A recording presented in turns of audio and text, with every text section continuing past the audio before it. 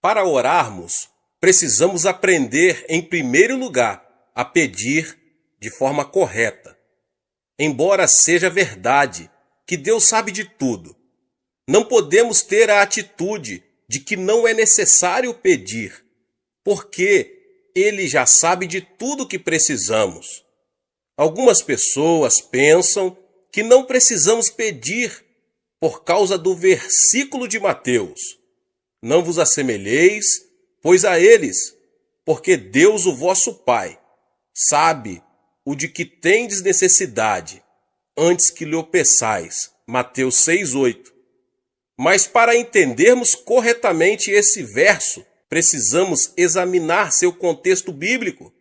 Além disso, Jesus havia dito: e orando, não useis de vãs repetições, como os gentios, porque presumem que pelo seu muito falar serão ouvidos. Mateus 6:7.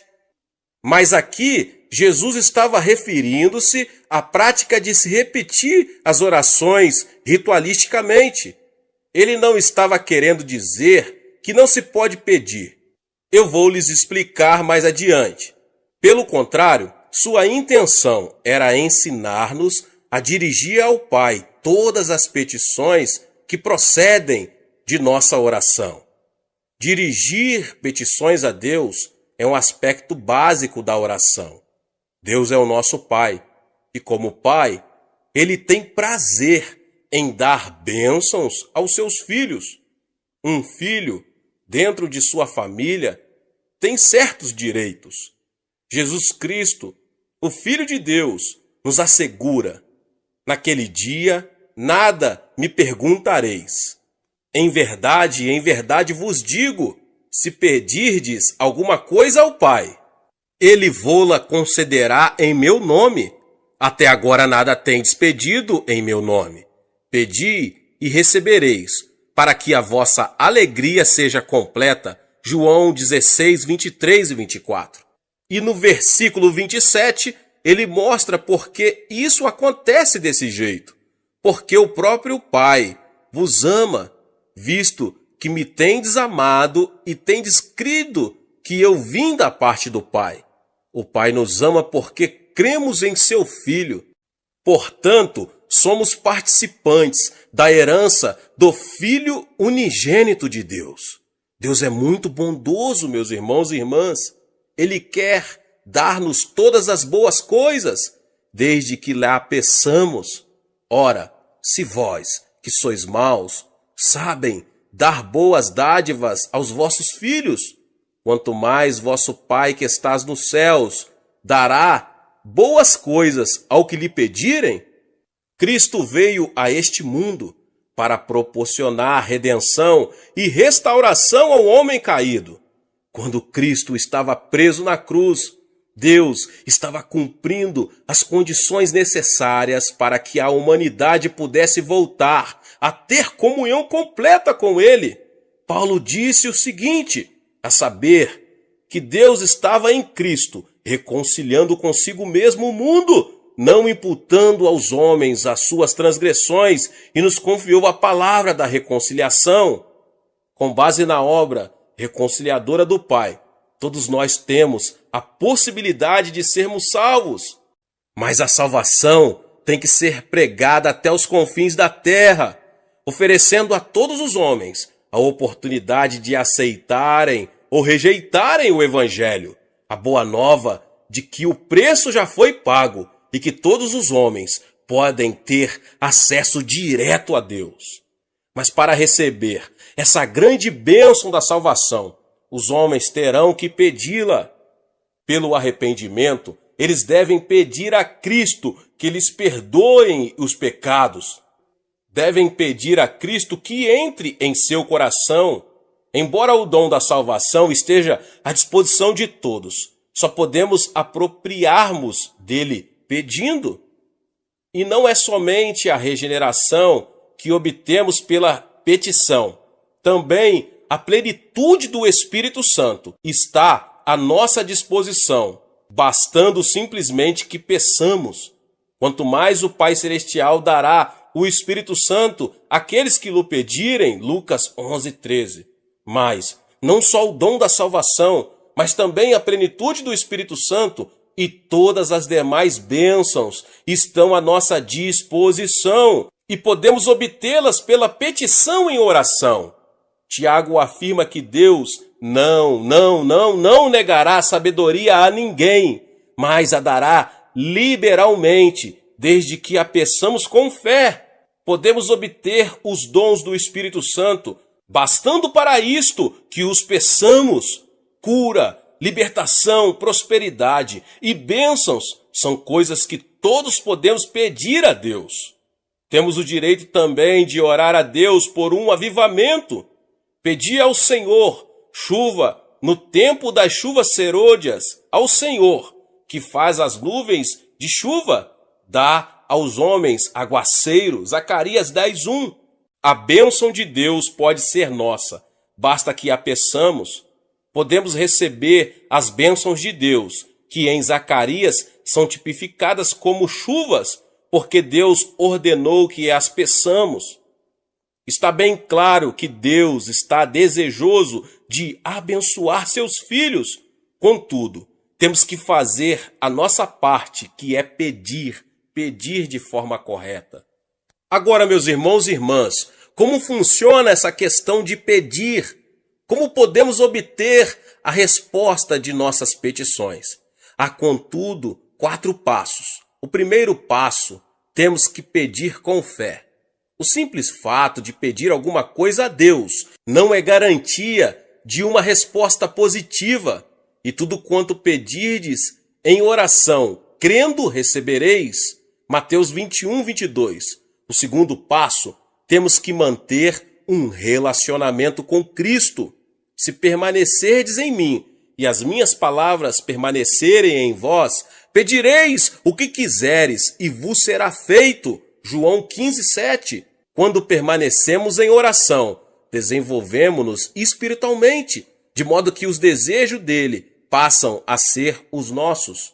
O terceiro passo, temos que ter a motivação correta. Pedis e não recebeis, porque pedis mal, para esbanjardes em vossos prazeres. Tiago 4:3. Sabemos que é desejo de Deus dar-nos boas coisas.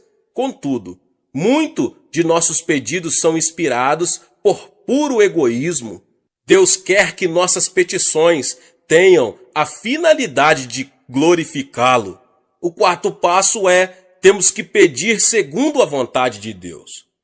Será que isso quer dizer que teremos de procurar saber primeiro, antes de orar, se Deus quer que sejamos curados? Não.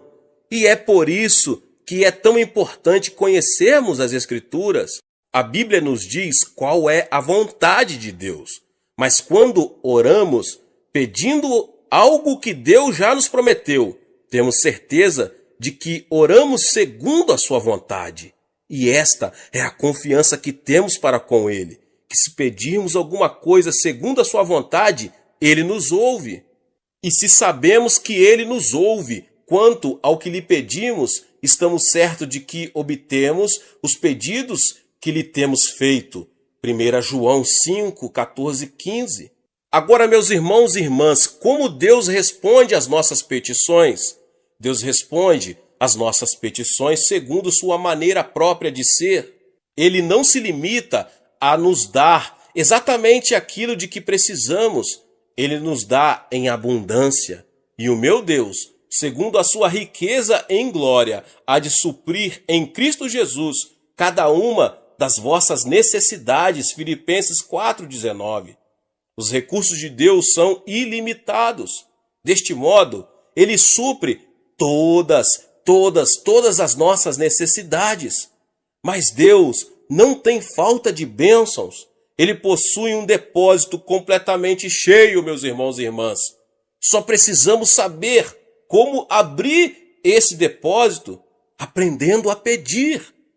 Aprendi esses princípios bem no início de meu ministério. Estudei as Escrituras e descobri que Deus é bom. Iniciei meu ministério na região mais pobre da Coreia, numa época de séria depressão econômica em nosso país, logo após a Guerra da Coreia. Aprendi a jejuar, não porque fosse espiritual, mas porque não tinha nada para comer.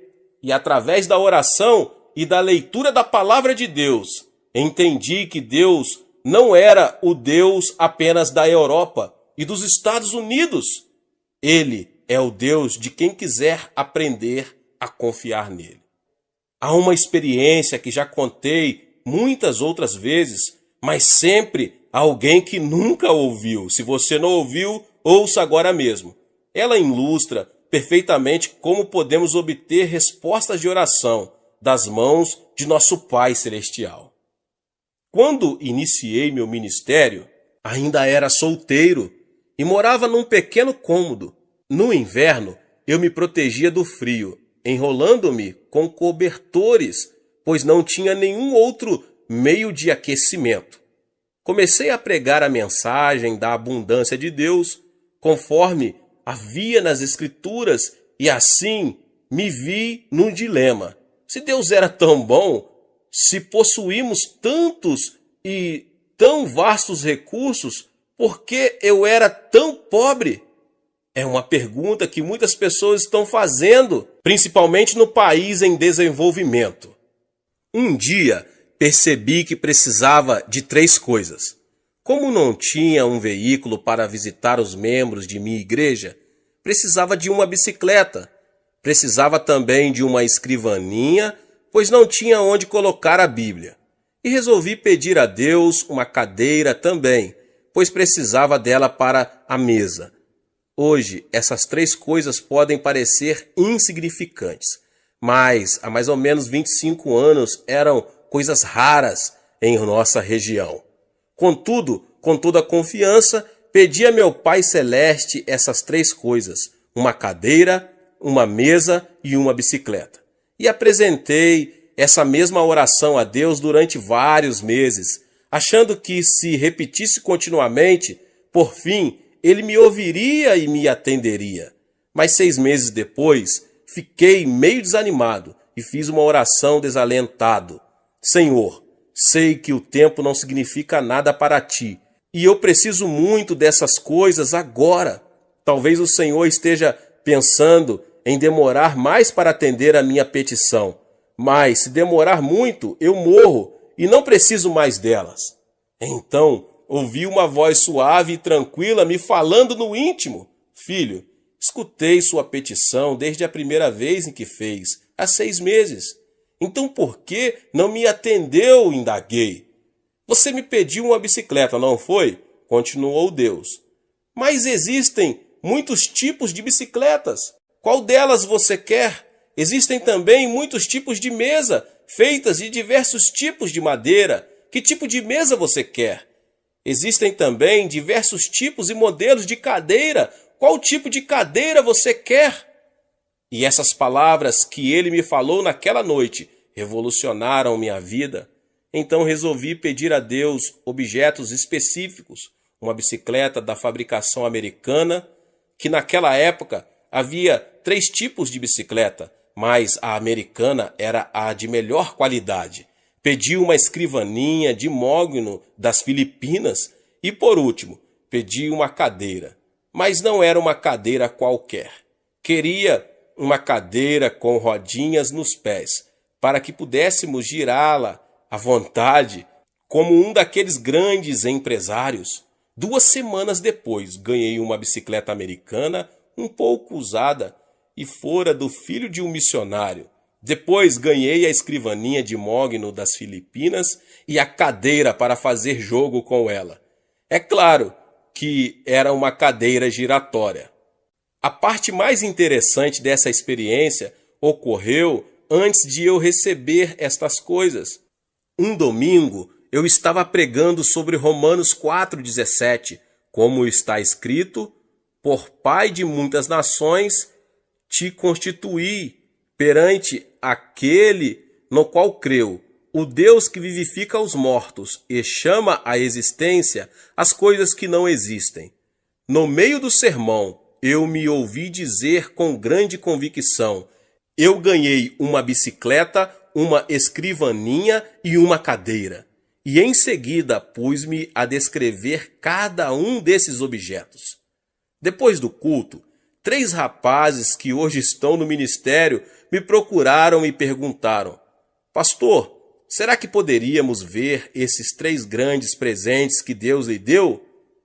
Era bastante compreensível que eles estivessem curiosos, pois essas coisas eram muito incomuns naquela região. A caminho de casa comecei a me preocupar com o que ia dizer aqueles jovens quando vissem meu cômodo vazio. Assim que abri a porta, vi-os correr os olhos pelo aposento desprovido, procurando minha bicicleta, a cadeira e a mesa. Afinal, um deles disse: Pastor, onde estão? Indagou com expressão de espanto. Bem aqui, repliquei, apontando para o meu estômago. Deixe-me explicar fazendo uma pergunta. Continuei calmamente, admirado com minha resposta. Onde você estava antes de nascer? No ventre de minha mãe, respondeu um deles afinal. Certo, exclamei. E você já existia antes de nascer? Indaguei, vendo que um brilho começava a surgir no rosto deles. Já, claro que já existíamos no ventre de nossa mãe. Mas ninguém podia ver vocês, sorri. E eles disse qual era a minha condição naquele momento. Estou grávido também. Estou esperando uma cadeira, uma mesa e uma bicicleta de fabricação americana. Concluí todo orgulhoso, vendo a expressão de surpresa que havia no semblante deles, transformando-se em riso. Ora, pastor, então o senhor está grávido, disseram rindo. Tentei pedir silêncio a eles e que não contassem nada para ninguém, mas uma notícia como essa, um homem grávido, era difícil de manter em segredo. Então se espalhou pelo bairro a notícia de que o pastor da igreja local estava grávido. E quando eu passava, as mulheres olhavam para mim e riam. As criancinhas vinham colocar a mão em meu estômago para ver se sentiam ali a bicicleta. Mas depois, quando Deus me deu esses objetos, então foi minha vez de rir. E desse modo, Deus me ensinou a fazer orações específicas. É assim que se ora em fé. Não faça petições com generalidades. Certifique-se bem do que você precisa e escreva. Depois, ao orar, apresente a Deus aquilo que você deseja com detalhes. Isso feito, passe a dizer que já o recebeu. Talvez não queira dizer em público, mas comece a dar graças a Deus e a confessar que já recebeu a resposta. Lembre-se de que se pedirmos com fé, Deus nos dará o que pedimos. É muito interessante que Deus tenha ensinado isto para um pastor de um pequeno país. Parece que geralmente só os pastores de países do Ocidente falam sobre a abundância das bênçãos de Deus ao atender suas necessidades, mas eu posso testemunhar de que ele pode fazer o mesmo por qualquer homem ou mulher que lhe o pedir segundo a sua santa palavra. Muitas vezes deixamos que as condições sociais ou econômicas em que vivemos venham a ditar o nível de nossa fé. É por isso que devemos pedir a Deus que amplie nossa visão e nossos sonhos, já que estes são a linguagem do Espírito Santo. Tendo uma visão mais ampla, poderemos obter maiores bênçãos de Deus. Certa vez, Winston Churchill disse que os grandes homens procedem de grandes países, vivem em épocas de grandes realizações e desempenham grandes tarefas. Em geral, é assim que acontece. Contudo, meus irmãos e irmãs, Jesus Cristo, o Filho de Deus, veio de um país fraco e pequeno, Israel, e na época em que ele viveu, sua terra estava sob o domínio do Império Romano. Embora ele tenha realizado a maior de todas as tarefas, certamente não viveu numa época de grandes realizações para o povo de Israel. E, no entanto, ele constituiu o ponto central de toda a história. Não importa quem você pode causar um grande impacto. Sua vida pode mudar seu país ou o mundo se você souber fazer a oração de petição. Deus deseja dar-nos muito mais do que imaginamos. Peça a Deus o dom que lhe possibilitará ter o maior impacto na situação em que você se encontra. Não se contente com uma situação comum. Sou de uma família pobre e de um país pobre e vivia em circunstâncias adversas. Apesar disso, nunca tive de abrir caminho à força para chegar diante dos grandes deste mundo. O dom da graça que Deus me concedeu tem me colocado diante de reis, rainhas, presidentes e de muitos mais notáveis líderes mundiais. Se Deus fez isso por mim, pode fazer por você também. Mesmo que você, que agora ouve essa mensagem, vive num país pobre da América Latina, sua vida pode deixar uma marca profunda nesse país e no mundo. Onde quer que você esteja agora, Deus pode e quer usá-lo para ajudar a atear o fogo do avivamento que irá varrer a África, a Ásia, a Europa, a América. Peça e você receberá, mas peça com fé, em o nome de Jesus. Deus disse a Moisés o seguinte: de lá buscarás ao Senhor teu Deus, e o acharás, quando o buscares de todo o teu coração e de toda a tua alma. Deuteronômio 4:29. O homem foi criado com o impulso de buscar comunhão com Deus. Existe nele um vazio que não pode ser preenchido com nada, a não ser uma genuína comunhão com Deus. Por mais que ele adquira coisas, elas nunca poderão tomar o lugar dessa comunhão, que preenche a própria essência do ser, dando-lhe um objetivo para a vida e alimentando sua alma. Deus criou Adão e instilou nele o fôlego da vida. Ele foi um ser físico antes de ser espiritual. Esta dimensão espiritual lhe deu a capacidade de manter comunhão e intercâmbio com Deus no meio do jardim, na virada do dia. Ao pecar, o homem perdeu essa possibilidade. Mas Deus ainda desejava manter comunhão com ele, e então tomou a iniciativa em Abrão. Este veio a ser o pai, Abraão, de todos os fiéis que iriam ter a oportunidade de manter comunhão com Deus. Mais tarde, Deus manifestou sua presença física na terra, através do tabernáculo de Moisés. Contudo, com poucas exceções, só o sumo sacerdote podia entrar na terceira divisão do tabernáculo, que era chamado o Santo dos Santos. No reinado de Davi, assim que ele foi aclamado rei de Israel, a primeira coisa que fez foi mandar trazer para o local de culto de Israel a Arca da Aliança, que era símbolo da presença de Deus.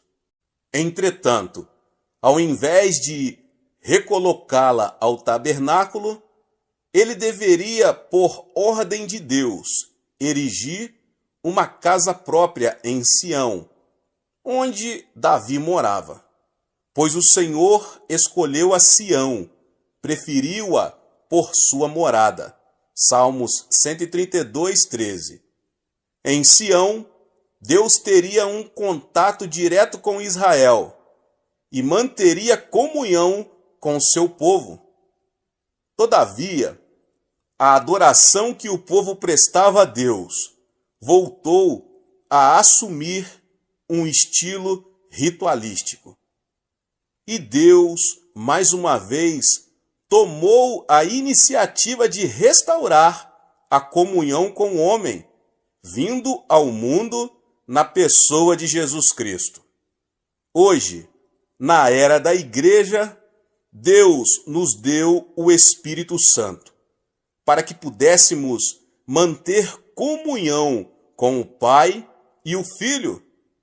Jesus disse: Ele me glorificará, porque há de receber do que é meu e vô-lo-á de anunciar. Tudo quanto o Pai tem é meu, por isso é que vos disse que há de receber do que é meu e vô-lo-á de anunciar. João 16, 14 e 15. E depois ele diz mais: aquele que tem os meus mandamentos e os guarda, esse é o que me ama, e aquele que me ama será amado por meu Pai, e eu também o amarei e me manifestarei a ele. João 14, 21. E no versículo 23 ele diz: se alguém me ama, guardará a minha palavra, e o meu Pai o amará, e viremos para ele e faremos nele morada. A oração como petição é muito importante para obtermos as coisas de que precisamos. Mas orar não é apenas pedir, é mais que isso. Jesus disse: buscais e achareis. Deus não é um mero depósito de bens, de onde retiramos tudo o que precisamos, por mais nobre que seja a nossa motivação. Ele é um ser vivo que deseja manter comunhão conosco. Mas vem a hora, e já chegou, em que os verdadeiros adoradores adorarão o Pai em espírito e em verdade, porque são estes que o Pai procura para seus adoradores.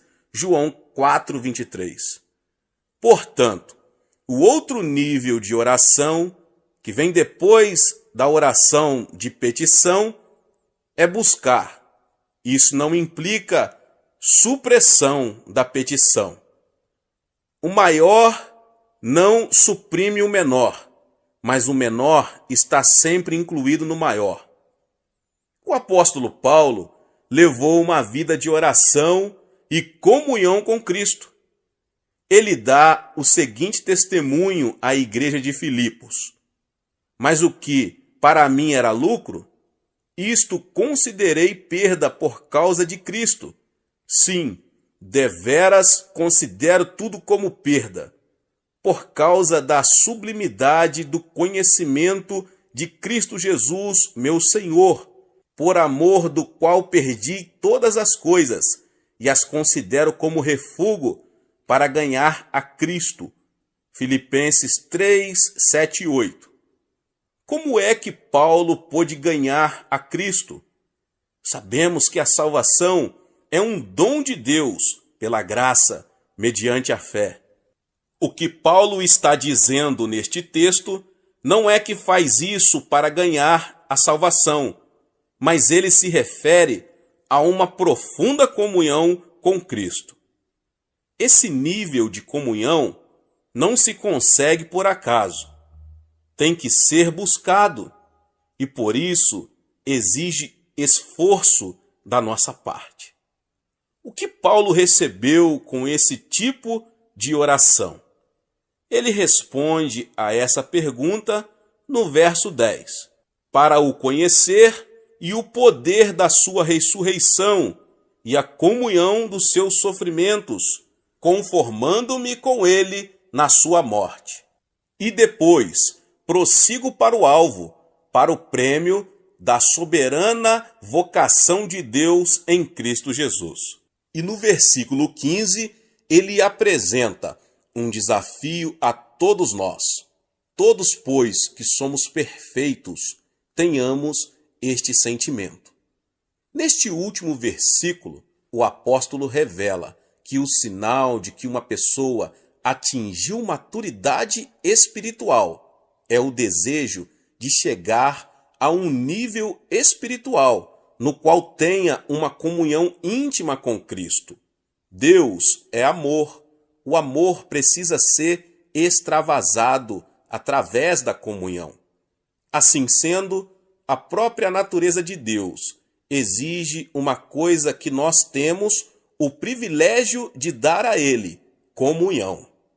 Eu não preciso de um despertador para me acordar todos os dias, pouco antes das 5 da manhã. Apenas escuto uma batida à porta do meu coração, e isso automaticamente me desperta. Aí eu ouço o Senhor dizer: Xô, está na nossa hora, quero ter comunhão com você. Mas esse permanente relacionamento com Cristo não começou por uma simples resposta a uma petição. O que buscamos? Temos que buscar o Senhor, pois nele estão todas as bênçãos mais preciosas, em quem todos os tesouros da sabedoria e do conhecimento estão ocultos. Colossenses 2:3. Em Colossenses, Paulo apresenta a igreja como um campo riquíssimo. Nesse campo está escondido um grande tesouro.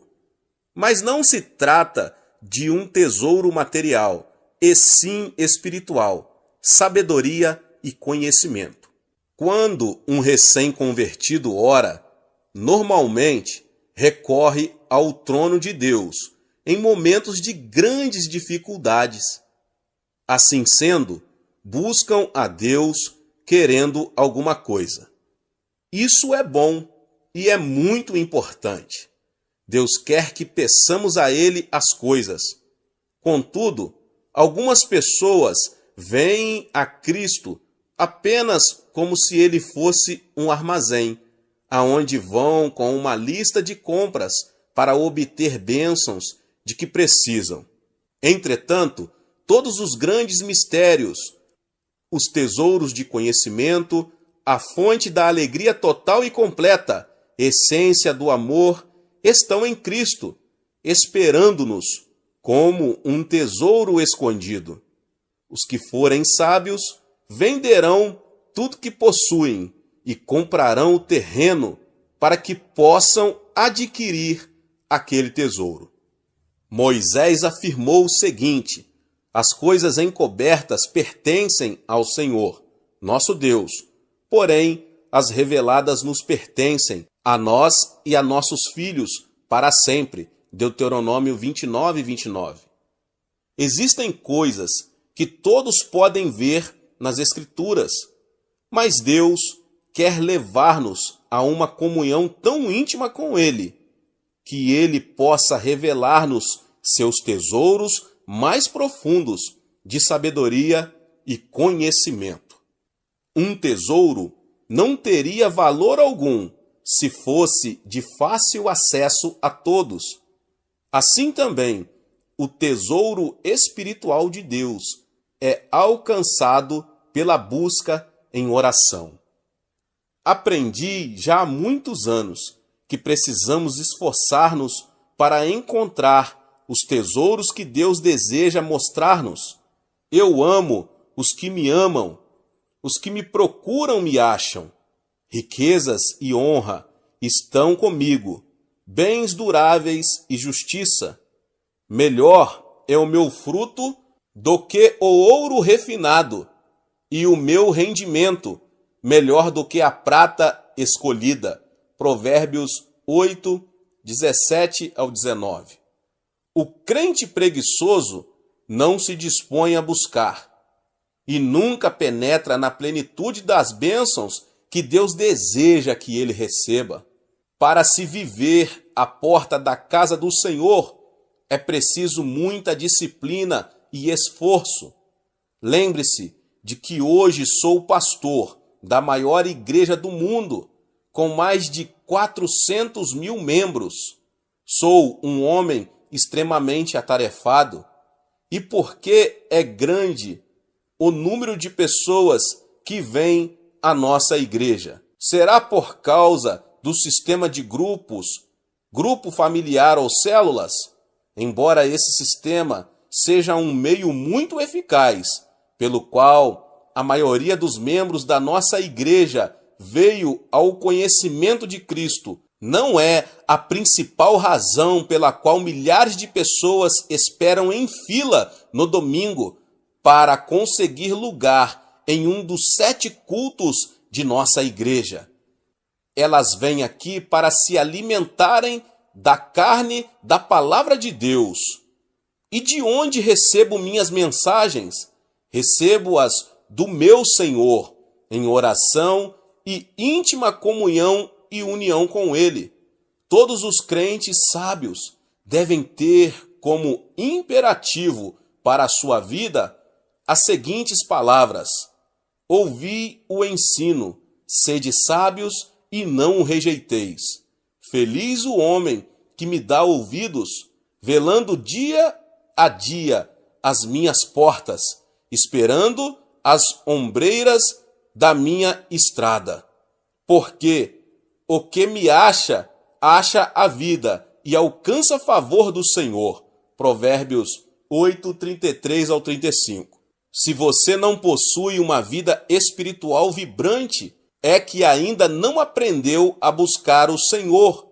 Se ao estudar a palavra de Deus, não recebe novas revelações da realidade espiritual, então é possível que ainda não tenha entrado na segunda fase da oração: buscai e achareis. Embora orar seja apresentar petições a Deus e buscá-lo numa dimensão de profunda comunhão, também é interceder junto a Ele no Espírito Santo. Então, a oração de intercessão é o terceiro nível de oração, no qual participamos da compaixão de Cristo por uma pessoa, uma circunstância, uma necessidade em alguma parte do mundo. A intercessão é o tipo de oração pelo qual podemos tornar-nos participantes dos sofrimentos de Cristo. Quando oro no Espírito Santo, sei que algumas dessas orações têm como objetivo pessoas e circunstâncias de outras partes do mundo. Posso não conhecer com exatidão os detalhes do problema, mas Ele conhece e me usa para orar até o fim, até eu ficar sabendo que Deus já atendeu a petição. Um amigo missionário narrou-me um fato miraculoso que mostra a importância da intercessão. Um grupo de missionários estava viajando num deserto da África. A certa altura, sobreveio-lhes um forte vendaval que os obrigou a mudar a rota. 2 dias depois, seu suprimento de água acabou. Ficaram a vaguear pelo deserto, sofrendo desidratação. De repente, deram com um poço de água e foram salvos. Mais tarde, voltando a esse lugar onde tinham sido salvos, constataram que o poço não existia. Na ocasião em que estavam passando por aquela necessidade, alguém estivera intercedendo em oração e Deus fizera um milagre. Em 1965, conheci uma senhora que me relatou sua experiência de intercessão em favor de nossa igreja. Após fundar minha primeira igreja, que ficava numa localidade afastada de Seul, comecei um trabalho pioneiro para a organização de uma igreja no centro da capital. 20 anos antes de eu começar essa igreja em Seul, aquela senhora tinha tido 3 visões dela. Após cada uma das visões, ela intercedeu por nós no Espírito. na ocasião em que ela orava, 1944. O país ainda estava debaixo da ocupação japonesa e não havia ainda qualquer plano acerca da igreja. Mas o Espírito Santo sabia que essa igreja, que se chamava de Igreja de Sudaemon, por causa do local onde se situava, iria tornar-se a igreja central do Evangelho pleno. Deus usou aquela senhora fiel numa oração de intercessão para levar o Espírito Santo a pairar sobre essa área muitos anos antes que a visão viesse a se concretizar. E quando o Espírito paira sobre uma região, ele tem consigo toda a dinâmica da vida, assim como uma semente, no plano material, tem consigo a vida e dá origem a ela. Esse ponto é muito importante, e por isso que desejo estender-me um pouco mais nele. Na concepção de uma criança, o óvulo da mãe e o espermatozoide do homem já trazem consigo um complexo código, que é, na verdade, uma estrutura básica do que aquele indivíduo será no futuro, determinado por esse código genético. Quando o Espírito Santo produz vida, grande parte da dinâmica dessa vida é determinada pela vontade de Deus e implementada pelo Espírito Santo. Em 1944, ninguém imaginava que no futuro Deus ergueria no centro de Seul uma igreja que seria o meio pelo qual toda a nação coreana iria receber o Evangelho. Mas o Espírito Santo sabia, pois conhece a mente de Deus. Por isso, ele despertou uma fiel intercessora que iria orar no Espírito 20 anos antes de tornar-se evidente a realidade pela qual intercedia. Essa senhora viu a igreja, viu que ela seria a maior igreja do mundo. Ela teve a mesma experiência de Simeão e Ana, em Lucas, no capítulo 2. Eles reconheceram que a criança que se achava diante deles naquele momento e que tinha apenas 8 dias de nascida seria o Messias de Israel. Agora, quais são as qualidades de um intercessor? Simeão constitui um exemplo perfeito das qualidades que o intercessor deve possuir. Em primeiro lugar, ele era um homem de oração. A pessoa que quiser entrar no ministério de intercessão tem que ser dedicada à oração. Em segundo lugar, ele era paciente. A Bíblia diz que Simeão aguardava a consolação de Israel, enquanto a maioria das pessoas aguardava uma solução política. Ele sabia que a solução para o problema do povo de Israel seria espiritual. Assim sendo, poderia esperar muitos anos para ver a resposta de suas orações. Em terceiro lugar, ele era cheio do Espírito Santo. Só uma pessoa que possui o Espírito Santo pode suportar o peso da oração da intercessão. Em quarto lugar, ele confiava. Simeão tinha recebido a revelação de que veria a resposta de suas orações antes de morrer.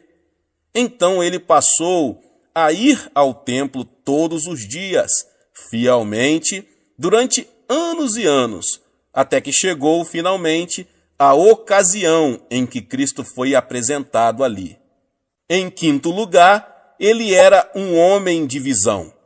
A profecia que ele fez sobre o Cristo menino deixou José e Maria maravilhados. Portanto, ele estava enxergando a realidade de Cristo, mais do que a própria mãe dele e do que o pai adotivo. Antes do nascimento de Cristo, o Espírito Santo tinha levantado 2 intercessores fiéis. Eles passaram muitas horas jejuando e orando sobre a vinda do Messias. E Deus permitiu que vivessem até ver a resposta de suas petições. Desse modo, seu ministério de intercessão foi registrado para sempre nas Escrituras. A oração de intercessão é necessária para o cumprimento da vontade de Deus. Isso não quer dizer que Deus seja capaz de realizar sua vontade sozinho, mas Ele resolveu incluir nossa participação na realização dela. Assim sendo, aqueles que assumem o ministério de intercessão, na verdade, se tornam partes integrantes da realização dos planos e propósitos de Deus. Agora, por que a intercessão é necessária? Antes de analisarmos a necessidade da intercessão, devemos ver o que nós, discípulos de Cristo, somos nessa terra. Nós somos o sal da terra, Mateus 5,13. O sal dá sabor aos alimentos, aos quais é adicionado. Jó disse o seguinte: comer-se-á sem sal o que é insípido? Jó 6,6. A igreja deve ter na terra a mesma função do sal. Nossa presença na terra impede que Deus destrua este mundo pecaminoso, como destruiu Sodoma e Gomorra. Assim, ele coloca sobre nós a responsabilidade do retardamento do juízo final, dando mais tempo aos homens para que aceitem ou rejeitem a Jesus Cristo como Salvador. Da mesma forma, somos embaixadores de Cristo. Assim, somos enviados como representantes oficiais de nosso governo, o Reino de Deus, para apresentar seus interesses em um país estrangeiro. Quando 2 governos estão em guerra, a primeira coisa que fazem é retirar seus embaixadores. Portanto, o fato de permanecermos nesta terra significa que Deus ainda está suportando o pecado do mundo e ainda há tempo para se pregar o Evangelho. Mas o sal também restringe o processo da deterioração. Antes de existirem geladeiras, as pessoas que viajavam também tinham que cobrir de sal a carne que levavam, para que ela não se estragasse. O espírito do anticristo já está em operação na terra desde o 1º século. João escreveu o seguinte: e todo espírito que não confessa a Jesus não procede de Deus. Pelo contrário, este é o espírito do anticristo, a respeito do qual tendes ouvido que vem e presentemente já está no mundo. Filhinhos, vós sois de Deus e tendes vencido os falsos profetas, porque maior é aquele que está em vós do que aquele que está no mundo. 1 João 4, 3 e 4. O espírito do anticristo, que é o espírito do desrespeito às leis, está operando com uma influência cada vez maior no mundo. Eventualmente, esse espírito produzirá o anticristo em pessoa. Por meio da igreja, o Espírito Santo está detendo essas forças contrárias a Deus, até que essa força positiva seja removida da terra. À medida que vamos amadurecendo no cristianismo, começamos a compreender que ser crente não é apenas um privilégio, mas também constitui uma responsabilidade. E sendo a principal barreira que impede a expansão da influência de Satanás no mundo, precisamos entender bem a importância da oração de intercessão. Se não entendermos claramente nossa condição de sal da terra e por negligência permitimos que o mal assuma o controle das circunstâncias naturais prevalentes em nosso país, então o sal terá perdido seu sabor. Naquela ocasião, Jesus disse: para nada mais presta, senão para ser lançado e ser pisado pelos homens. Nós fomos chamados por Deus também para sermos um reino de sacerdotes. E como corpo sacerdotal de reis, recebemos a autoridade. A tarefa do sacerdote do Antigo Testamento era interceder pelo seu povo diante do propiciatório. Assim também, em nossas orações de intercessão, exercemos nosso papel de sacerdotes do Novo Testamento, tomando posição na brecha, clamando pelas necessidades do povo de Deus. Deus determinou que seus filhos governem conjuntamente com Cristo. Ele não governa sobre nós, eximindo-nos de responsabilidades, mas ele nos delegou a autoridade para assisti-lo em seu governo na terra. E pôs todas as coisas debaixo dos pés, e para ser o cabeça sobre todas as coisas, o deu à igreja, a qual é o seu corpo, a plenitude daquele que a tudo enche todas as coisas. Efésios 1, 22 e 23. E no capítulo 2, Paulo amplia sua explanação de nosso papel como governantes, e juntamente com ele nos ressuscitou e nos fez assentar nos lugares celestiais em Cristo Jesus. No exercício da autoridade espiritual, o conhecimento e sabedoria humanos que possuímos são vivificados pelo Espírito Santo, mas possuímos também conhecimento espiritual, que ultrapassa nosso conhecimento natural.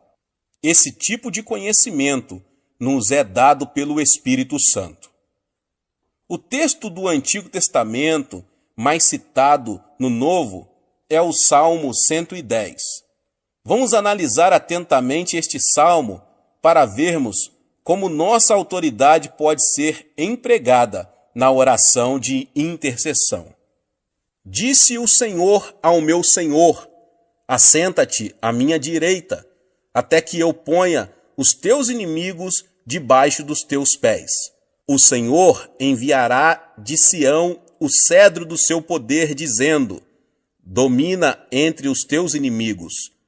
Apresentar-se-á voluntariamente o teu povo no dia do teu poder, com santos ornamentos, com o orvalho emergindo da aurora, serão os teus jovens.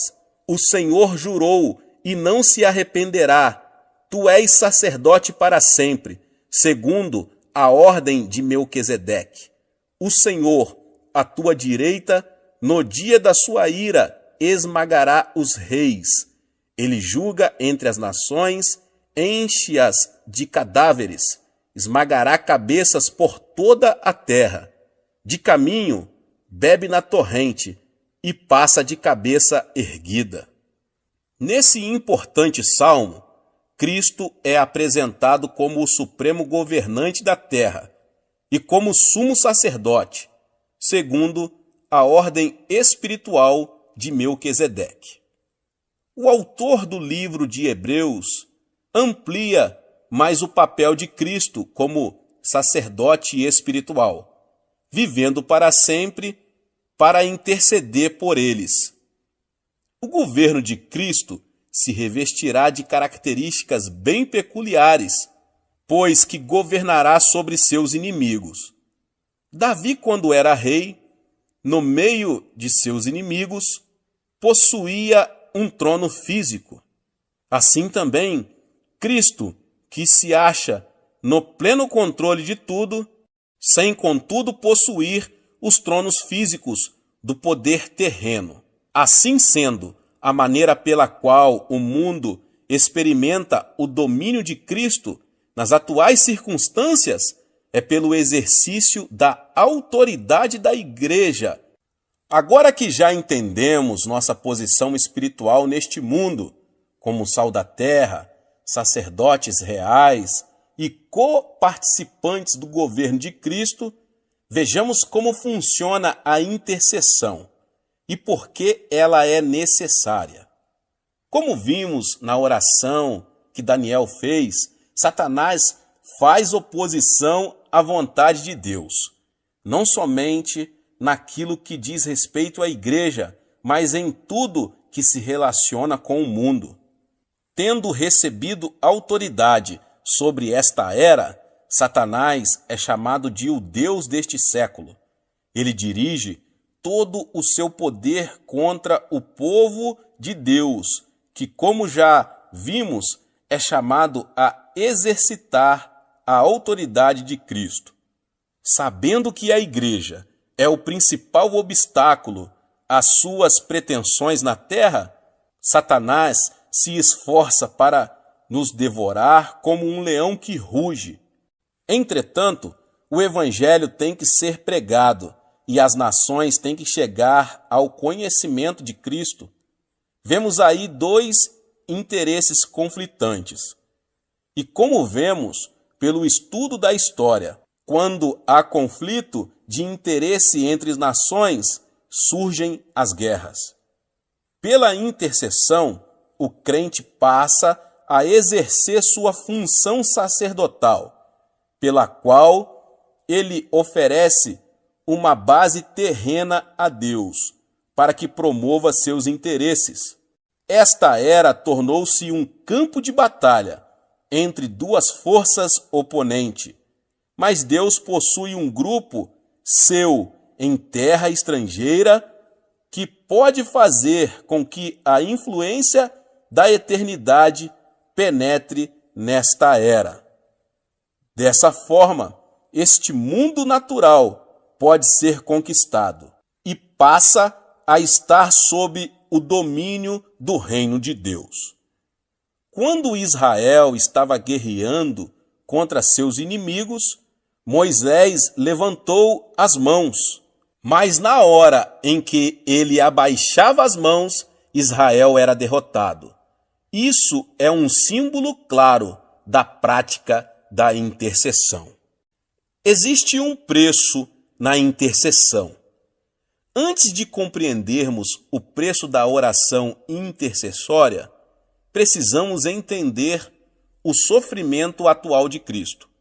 Quando Saulo estava viajando para Damasco, ele viu uma luz fortíssima. Enquanto seus companheiros de viagem ouviam um trovão, ele ouviu claramente uma voz do céu que indagava: Saulo, Saulo, por que me persegues? E a resposta dele foi: Quem és, Senhor? E Cristo respondeu: Eu sou Jesus, a quem tu persegues. Saulo, que mais tarde passou a ser chamado Paulo, nunca pensara que estivera perseguindo a Jesus Cristo. Perseguia apenas a igreja. Contudo, o Senhor não lhe perguntou por que estava perseguindo o seu povo. Perguntou por que Paulo perseguia a ele. Nós somos o corpo de Cristo. Tudo que nós, que somos membros dele, sentimos, ele sendo a cabeça, sente também.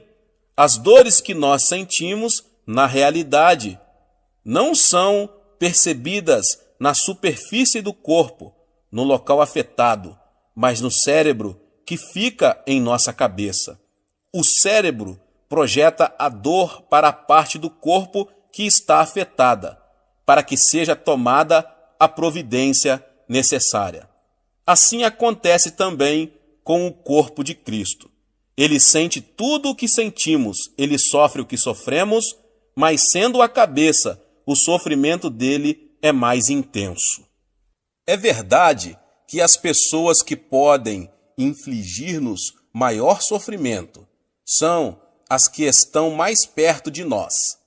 Infelizmente, alguns crentes voltam para o mundo, rejeitando o precioso Senhor que os salvou. Lemos em Hebreus que, de novo, estão crucificando para si mesmos o Filho de Deus e expondo-no à ignomínia. Hebreus 6,6. Portanto, cada vez que um crente se volta para o mundo, Cristo sofre novamente o que passou na cruz. Pela oração de intercessão, o crente participa dos sofrimentos de Cristo com relação a um determinado problema de seu corpo. Certa ocasião, um pregador estava dirigindo uma campanha evangelística em larga escala na África.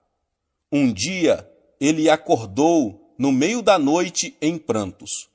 Começou a orar e viu-se repetindo várias e várias vezes um nome desconhecido. Horas depois, o fardo da intercessão se desfez, depois de ele haver orado muito tempo em meio à grande agonia. Então, ele encerrou sua oração. No dia seguinte, ele viu nos jornais um relato muito estranho. Naquela noite, um povoado, cujos habitantes eram cristãos, tinha sido massacrado. O nome do povoado era o mesmo que ele estivera falando na noite anterior, e pelo qual chorava. Cristo sofrera a dor de seu povo, mas encontrara alguém que estava disposto a participar de seu sofrimento e de interceder no Espírito. Paulo escreveu o seguinte: para o conhecer e o poder da sua ressurreição e a comunhão dos seus sofrimentos. Filipenses 3,10. Nesse versículo, Paulo demonstra que não apenas quer gozar do poder da ressurreição de Cristo, mas também está disposto a ter comunhão com ele em seus sofrimentos. Em nossa igreja, dispusemo-nos a iniciar um ministério de intercessão. Já aprendemos a exercitar a oração da petição e estamos vendo nossas necessidades serem atendidas. Praticamos também a oração devocional, de modo que gozamos de comunhão com nosso maravilhoso Senhor. Mas estamos ainda mais comprometidos com a oração de intercessão, de modo que estamos presenciando um avivamento em nossa terra e o veremos no mundo todo. Não existe nenhum outro lugar da terra onde se saiba que milhares de pessoas estão jejuando e orando continuamente, entre 3 e 10 mil pessoas. Estamos encarando seriamente a batalha que Deus nos mandou travar. Estamos utilizando com toda seriedade as armas espirituais que nos garantirão a vitória. Sabemos perfeitamente qual é o campo de batalha, o coração de todos os homens do mundo, e estamos convencidos de que partilharemos da vitória final com o Rei da Glória. Quais portas adentramos ao fazer orações de intercessão? Além da sua função comum, como meio de entrada numa casa ou prédio, a porta é usada metaforicamente como entrada para uma experiência espiritual ou para uma oportunidade. Por isso, Jesus disse: "Eu sou a porta". Ele é o meio pelo qual o homem pode chegar ao Pai. Paulo empregou essa palavra como uma entrada para uma oportunidade. Ele disse: "Ora, quando cheguei a Troade para pregar o evangelho de Cristo, e uma porta se me abriu no Senhor, não tive, contudo, tranquilidade no meu espírito." 2 Coríntios 2, 12 e 13. Escrevendo à igreja de Filadélfia, João relata esta revelação de Cristo: conheço as tuas obras, eis que tenho posto diante de ti uma porta aberta, a qual ninguém pode fechar. Apocalipse 3:8. Mas a porta não é apenas um símbolo de oportunidade para se pregar o evangelho de Jesus a uma comunidade. É também uma oportunidade para uma pessoa, como diz o Senhor: eis que estou à porta e bato. Se alguém ouvir a minha voz e abrir a porta, entrarei em sua casa e cearei com ele e ele comigo. Apocalipse 3:20. Existem portas de acesso às nações e grupos étnicos que podem ser abertas. Assim que ela se abre, essas pessoas podem receber fé e crer. Ali chegados, reunida a igreja, relataram quantas coisas fizera Deus com eles e como abrira aos gentios a porta da fé. Atos 14:27. Entrar numa dessas portas de oportunidade implica enfrentar oposição espiritual por parte dos principados e potestades que impedem que as nações recebam o evangelho e o aceitem. Porque uma porta grande e oportuna para o trabalho se me abriu, e há muitos adversários. 1 Coríntios 16:9. Somente o Senhor Jesus Cristo pode abrir uma porta que está fechada para o evangelho. Ora, quando cheguei a Troade para pregar o evangelho de Cristo, e uma porta se me abriu no Senhor. 2 Coríntios 2:12. Como podemos conseguir que se abram as portas da fé e da oportunidade? Já vimos que é Cristo quem abre essas portas. Contudo, Deus nos tornou membros do corpo dele. Isso significa que a cabeça tomou a deliberação de atuar na terra através de seu corpo. Assim, é necessário que utilizemos as armas da oração intercessória para resistirmos às forças espirituais que estão mantendo essas portas fechadas. Logo que as orações rompem essa barreira, Cristo pode abrir a porta e toda uma cidade, nação ou raça pode ser salva. Paulo confirma isso quando diz: suplicai ao mesmo tempo também por nós, para que Deus nos abra a porta à palavra, a fim de falarmos do mistério de Cristo, pelo qual também estou algemado, para que eu o manifeste como devo fazer.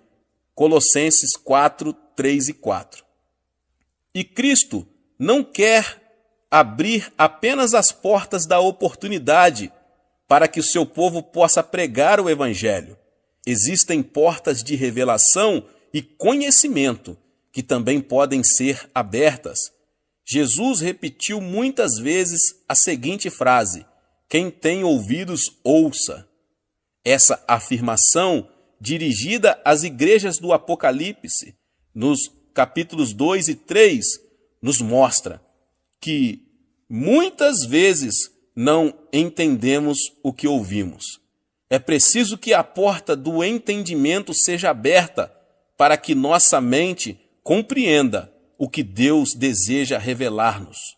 Depois destas coisas, olhei, e eis não somente uma porta aberta no céu, como também a primeira voz que ouvi, como de trombeta, ao falar comigo, dizendo: sobe para aqui, e te mostrarei o que deve acontecer depois destas coisas. Imediatamente eu me achei em espírito. Apocalipse 4:1 e 2. Vimos no livro de Atos que Deus pode abrir uma porta de oportunidade e mantê-la aberta para que preguemos o evangelho sem empecilhos. Paulo tinha sido acusado formalmente e conduzido a Roma que naquela época era o centro da pecaminosidade. Ele orou e pediu a outros que intercedessem por ele.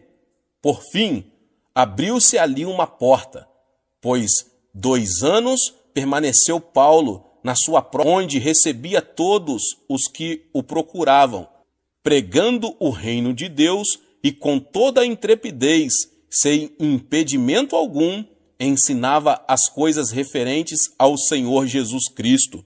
Atos 28, 30 e 31. E assim termina o livro de Atos. É importante observar que o Espírito Santo encerra o livro, como que deixando uma porta aberta. Naturalmente, muita gente sabe que o livro não tem um fecho gramatical bem definido. Podemos deduzir isso, já que Lucas, sendo médico, deveria ter um bom domínio do grego, que ele ainda está sendo escrito, pois a igreja ainda está realizando os atos do Espírito Santo. Embora saibamos que, ao final, Paulo foi executado, o fato é que a história oficial da igreja primitiva conclui com uma nota positiva. Depois que Deus abre a porta da oportunidade espiritual, ninguém pode proibir a pregação do Evangelho. Deus pode, inclusive, bloquear a oposição que emana de nossos próprios irmãos em Cristo. É uma pena que tenhamos de desperdiçar tantas energias devido à falta de unidade dentro da igreja. Em vez de o povo de Deus lutar contra vosso verdadeiro inimigo, o diabo, muitos se opõem uns aos outros. Contudo, pode haver uma porta aberta que atue de forma de bloqueio para a oposição que brota de dentro. Paulo experimentou isso em Atos 28. Então, eles disseram: nós não recebemos da Judéia nenhuma carta que te dissesse respeito. Também não veio qualquer dos irmãos que nos anunciasse ou dissesse de ti mal algum. Portanto, está claro que o que os crentes do mundo inteiro precisam entender e começar a fazer é atuar nesse terceiro nível da oração, a intercessão. Bata e a porta se abrirá. Como já afirmei, não podemos fazer uma distinção muito exata entre os 3 tipos de oração. Podemos fazer petições, ter comunhão e intercessão no mesmo momento de oração. É difícil interceder sem ter comunhão com Cristo. Nossas petições serão mais eficazes na comunhão. E a intercessão implica fazer petições e ter comunhão. Contudo, se entendermos mais claramente esses 3 tipos de oração, poderemos orar com maior eficiência. Quando novos convertidos, encaramos a oração como um meio pelo qual podemos receber bênçãos de Deus. Com o passar do tempo, vamos amadurecendo espiritualmente e desejamos mais que isso. Agora, nossa experiência já não possui mais aquele forte sabor de novidade e podemos até pensar que estamos nos afastando da fé. O que está acontecendo, na verdade, é que estamos sendo desmamados e já nos encontramos preparados para ingerir alimento sólido. É então que precisamos passar a ter comunhão espiritual com Cristo através da obra do Espírito Santo. Assim, quem tem início o nosso relacionamento pessoal com Cristo, começamos a ter o mesmo sentimento que Ele. Não podemos mais permitir que as coisas continuem do mesmo jeito de antes. E por isso nos apresentamos voluntariamente para fazer parte do exército da oração. Davi proferiu a seguinte profecia: apresentar-se-á voluntariamente o teu povo no dia do teu poder. Muitos perguntam por que estamos gozando de um avivamento contínuo aqui na Coreia. Nós nos dispusemos voluntariamente a orar até que o evangelho seja pregado no mundo todo, e as portas irão se abrindo à medida que as forças espirituais do mal forem sendo imobilizadas em nome de Jesus. Deus abençoe a sua vida, você que ouviu essa palavra. Talvez você chegou aqui pela primeira vez e ainda não é inscrito no canal. Se inscreva no canal e ative o sininho das notificações. Todos os dias são postados vídeos abençoados aqui no canal para te abençoar. Deixe também um seu like e não esqueça de compartilhar este vídeo, esta palavra, com mais pessoas. Nos vemos nos próximos vídeos. Amém! Seja membro do canal Vinícius Siqueira e obtenha benefícios que só os membros têm. Então, você que já é inscrito no canal e ativou o sininho das notificações, logo você vê o botão Seja Membro, clique nele e obtenha os benefícios. E o primeiro benefício é que você tem uma mensagem destacada. Quando você faz um comentário aqui no canal, você tem um destaque na sua mensagem. E isso é muito importante porque você mostra para os outros que você apoia este canal. E outro benefício que você tem é que você pode compartilhar os devocionais diários, que são 365 devocionais, que são postados todos os dias aqui no canal. Existe um grupo específico e a pessoa recebe um link que é direcionado para o grupo. E nesse grupo você tem todos os devocionais de todos os dias do mês, que você recebe logo pela manhã, e você tem o benefício de compartilhar esses devocionais com os seus contatos. Esse benefício é apenas para os membros.